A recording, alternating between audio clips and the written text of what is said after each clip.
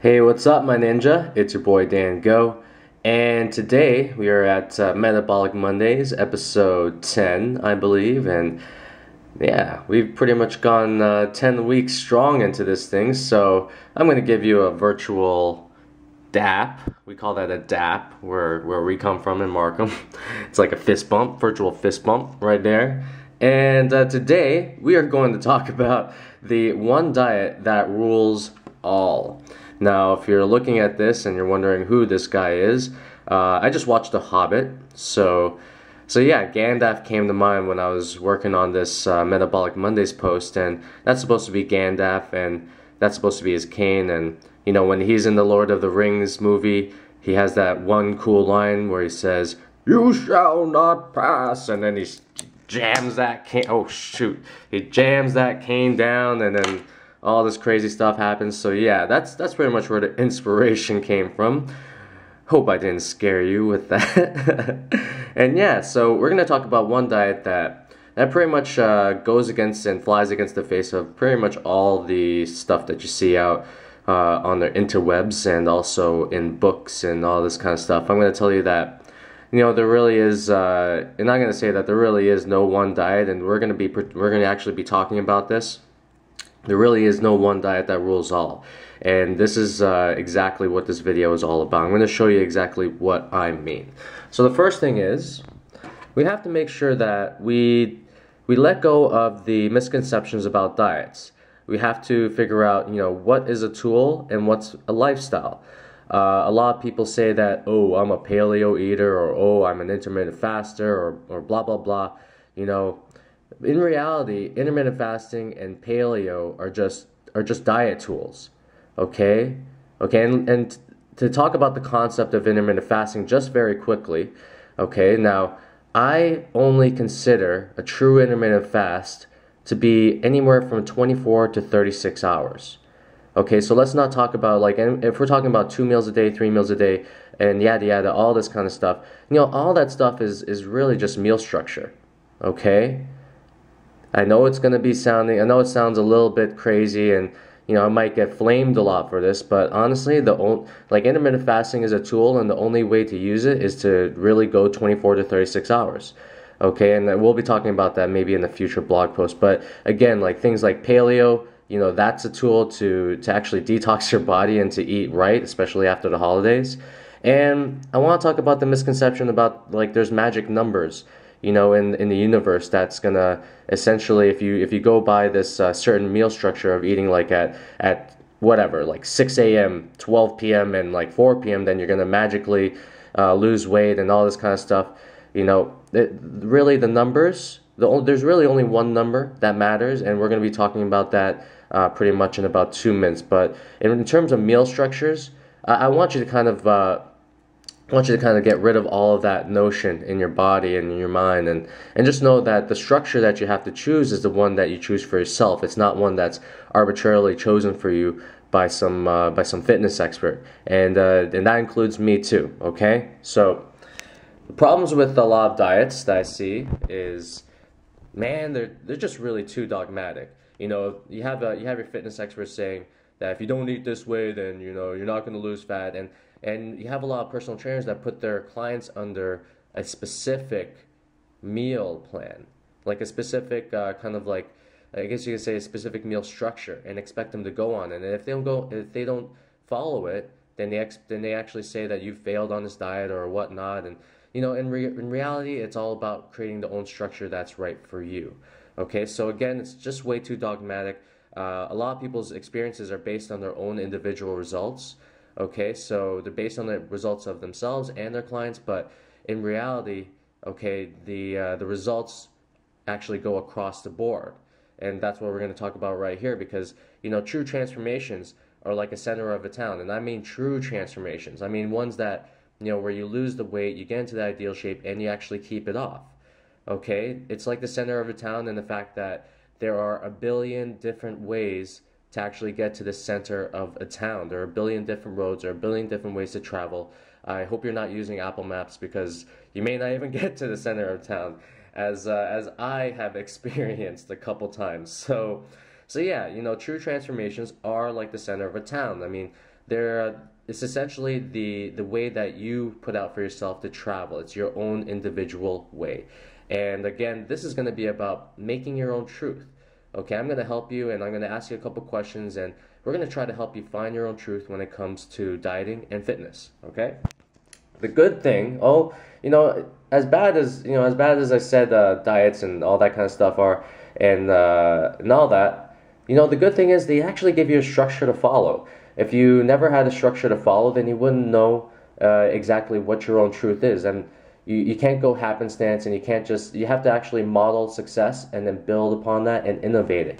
So what you have to do is with these diets is, and I'm pretty sure you've done it, you've actually done the diet. You've gone in the structure that they've asked you to, and you've probably modified it a little bit to cater to your own individual needs. And that's the good thing about structure, because it actually gives you that opportunity. And if you didn't go under that in the first place, then you wouldn't have figured it out wouldn't have figured it out. So that's a good thing about diets. And I'm not trying to hate on anything, but on anyone, because I believe everyone is making a great contribution to the fitness community.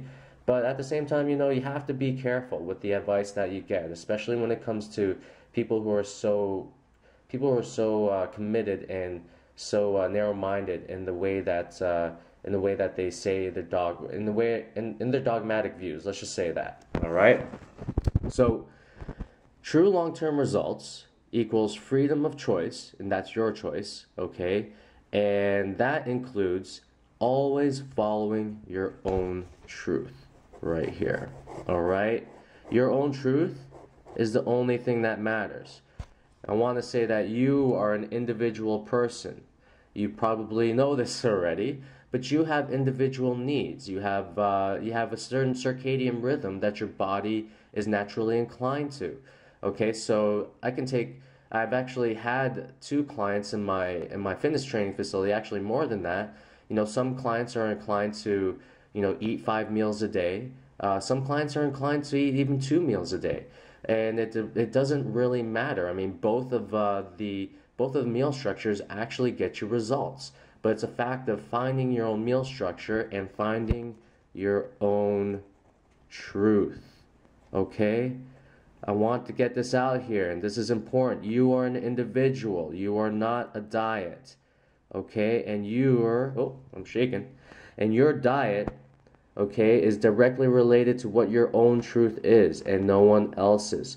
Okay, so I want you to get that out there, and I want you to start believing it. Okay, so a couple myths I want to get out of the way before we get into the actual meat. Food does not equal your metabolism. We've done numerous studies, and I'll leave my intermittent fasting resources at the bottom of this video just to show you that food really has no effect on our metabolism. I look at food as almost like a hormone, or I look at it as like a point system. If you put a bag of chips into your body, that's like a -5. If you eat vegetables, if you eat nice broccoli, nice fish, cooked in the right way, and that's like a +5. So every day we're kind of making these +5s, -5s in our lives, and in reality, I mean, it's just going to be the food is really just used to help your hunger, help your satiety, and also bring the proper nutrients to your body that needs to survive. And again, food is I look at food as a hormone, almost like a fat loss hormone. I mean, the better food that you put into your body, the better your body's going to look, the more lean it's going to look, and the more crappier food you put in your body, the worse your body's obviously going to look, and your skin's going to take a little bit of a hit as well, and just all sorts of things are just going to be going in your all sorts of things are going to start happening in your body that are just what I call bad juju. So you want to get yourself eating the right foods, okay? And we have plenty of food guides out there that point out which one's right, which one's wrong. And I'm not going to say which one. I'm not going to point those out right now. It might make this video way too long. So here's the meat of it, okay? Here are some things that you have to ask yourself. 1, are you a day or are you a night eater? And what I mean is, do you tend to take in most of your calories at night, or do you tend to take in most of your calories during the day? I mean, is there a certain time of day where you just cannot eat past? I mean, I know I talked to one of my clients, she can't eat past 6 p.m. and that's fine. So what I ask her So what I ask my client to do is actually front load her calories more towards the day. So this would mean eating a little bit earlier, and then spacing out her meals so that her last meal would end up at 6 p.m. Because after 6 p.m. she just doesn't feel like eating. And there's no point of forcing her to eat if she doesn't want to, if her body's natural circadian rhythm doesn't allow her to eat past that time. You have to think about it this way. Don't force yourself to do things just because some fitness expert or some magazine tells you to. You have to listen to your own body, all right? And the thing about the nighttime eating is, a big percentage of people in the population, they tend to take in their calories after 8, after 9, after 10. There's nothing wrong with that, okay? But the thing is, I have some clients that I've talked to that insist on eating first thing in the morning at 8:30 and still insist on eating at 10 p.m. at night. You have to think about it. That's about 12 hours of feeding. That's more than 12 hours of feeding. How are you supposed to space out your calories in the 12 hours? And also, are you really making a compromise with yourself? You have to get true and you have to get honest, okay? So when do you take in most of your calories? Is it at night? And if it is at night, then what I say is, backload your calories, backload your food intake. So skip your breakfast, eat more towards the later of the day. You can eat at 1, you can eat at 2, depending on what your schedule is. Again, you don't have to follow anyone's meal structure whatsoever. You only have to follow your own, okay? And that's the main thing. So, that's the first one, are you day or night? Second thing we talked about already, food quality. You have to look at things on almost like a +1, -1 scale. And, when you put crappy foods into your body, I would actually say that's a minus, let's just say putting crappy foods into your body, that'd be like a -6. If you put good foods into your body, that'd be a +3. So you know the effect that bad foods have on your body. And when I say bad foods, I talk about like things that come in boxes, things that come in packages, like, that 300 calorie Michelina's, pasta. That's definitely a good way to get yourself hungry, probably half an hour, 45 minutes later. Any types of cereal, I generally just hate cereal in general. I think it's like horrible. Let's not get into it right now because, we could talk about how food companies actually process, all the actual, wheat and all this kind of stuff. But, anything that comes in a box or anything that comes in a package, generally not that good. If you actually get it from the produce section, the meat section, then that becomes a +3. And the only reason I say, the only reason I say the bad food is a -6 and the good food is a +3 is because I have to expound on the fact that eating a crappy food in your body, is going to set you back even more than eating the good food. So you always have to eat the good food and fight the good fight. All right. The next thing is how tall are you? I have 2 clients. One, her name is Stephanie. She's actually a trainer for me now, and the other girl is Heidi. Stephanie, she's about 5'9". I think she's about 5'9", 5'10", and she just loves to eat 5 meals a day. That's the way that her body works. And the thing about it is, because she's about 5'10", she actually has more calories to work with than a girl like Heidi, because Heidi is about I'm going to say generously, probably 5'2", maybe 5'3". Heidi, if you're watching this, don't hate on me now. But, Heidi is on a program where she's eating about 2 to 3 times a day, all right? And this is all about how tall you are because, in reality, it relates to what's going on down here. What's the caloric balance and how much do you have to use throughout the day? And that's the main thing. Now, you could be a shorter person, say 5'2", 5'3", and still want to eat about 5 to 6 meals a day, but you also have to keep in mind that all those 5 to 6 meals, they have to fit within your caloric balance, which is your C balance. Okay, so you have to find out what your C balance is for the ideal weight that you want to eat. And a lot of times, what people don't realize is that when they gain weight, or if they're a weight that they don't like, they pretty much just ate themselves to that point. So if I'm a 183-pound man and I want to get down to 163 because I know that's where I'm going to be leanest, and I know that's where I'm going to be leanest, okay, then I know that I have to eat for a person that's 163 pounds. I have to eat the right foods, and I have to eat the right the kind of like the right meal structure, and also have to stay within my caloric balance for that type of person. So again, You know, you have to eat for the way that attracts the body that you want to yourself. So again, you know, tall, are you tall, are you short? You know, sometimes more tall people have like more of a caloric balance to work with than others. And short people, you know what? I mean, I would actually reduce the amount of meals that you eat. Again, this is not, I would actually say through my boot camp and through the fitness training that I do, this is very true. Okay, so like taller people can eat about 5 to 6 meals if they wanted to, and shorter people have to split up their meals between about 2 to 3 because you know it's just better to eat bigger meals. Okay, so we're gonna talk about hunger and satiety in another video, but again, remember that. So let's put it all together. Find out what your caloric balance is. There's a number of calorie counters out there. I like MyFitnessPal. Personally, I used it primarily to get myself into shape.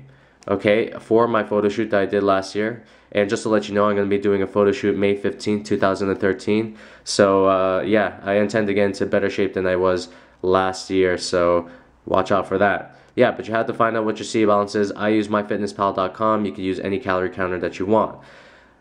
Be real with yourself. Where do you eat the most of your calories? Where? Where is it? All right? And be real and make a compromise. If you eat later on during at night, I mean, don't feed yourself first thing in the morning. Okay? Don't give yourself that 12 hours of feeding time. Okay? That's just it. Don't do it. Okay? All right? If you can't eat past a certain time, like 6 p.m., whatever, 5 p.m. even, then you can front load your calories. It's fine. You don't have to follow anyone else's meal structure other than your own, okay? Eat for your height. Again, if you're taller, you can have more meals. If you're shorter, I say taller is anywhere between 5'10" and up. If you're shorter, you can eat less meals. Again, even taller people, some people like to eat 3 meals a day, and that's totally fine, but you have that opportunity to eat a little bit more, all right? And eat real food. This is where kind of eating paleo comes in. Okay, so paleo is a good tool to just eat real food that your great-great-grandmother would have ate, 50 some odd, 70 some odd years ago. So, that's essentially what paleo is, just making sure that you're eating food that your great-great-grandmother would eat. All right, think about it that way, and it's a tool. The next thing I would say is we're gonna go over this like very quickly. Right now we're doing a little bit of a detox for my girls, and we're going to get rid of gluten and dairy for the first 2 weeks because a lot of people out there, they don't know what type of food allergies they have, and you have to see what type of effect certain foods have on your body. So that's why we get rid of the gluten. That's why we get rid of the dairy, and that's we're going over very quickly. But at the same time, do that kind of a 2-week test for you, and then after the 2 weeks, start introducing that stuff back into your diet and see how your energy levels and see how your body actually reacts to it. So, I hope you got a lot of value out of this video. If you did, and if you liked what we talked about, please, like and share this video with all of your family and friends. I mean, you'd be doing me a huge solid by doing that, and also put the stuff into immediate action. Start with one thing and then work your way. And again, like my whole thing about 2013 and beyond is helping you find what your nutritional truth is going to be. Okay, and everybody is different.